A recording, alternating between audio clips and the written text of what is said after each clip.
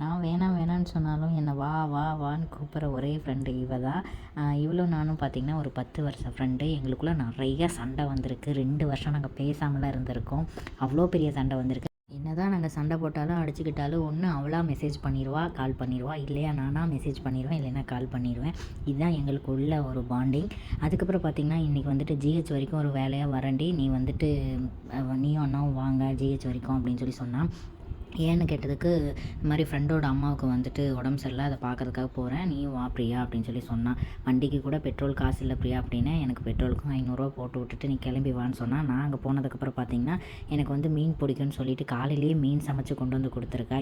நான் ரொம்பவே ஹாப்பி. ஏன்னு கேட்டிங்கன்னா அவங்களுக்காக சமைச்ச ஒன்றை வந்து எனக்காக டைம் ஸ்பெண்ட் பண்ணி ஈரோடு தானே போகிறோம், சரி அப்படியே பிரியாவை வர சொல்லி கொடுத்துட்டு போகலாம் அப்படின்னு அவளுக்குள்ளே தோணி இருக்குல்ல, அதுவே பெரிய விஷயம். ஸோ அவள் கொண்டு வந்து கொடுத்ததில் எனக்கு ரொம்ப சந்தோஷம். நானும் திருப்தியாக சாப்பிட்டுட்டேன். நான் ரொம்பவே ஹாப்பி.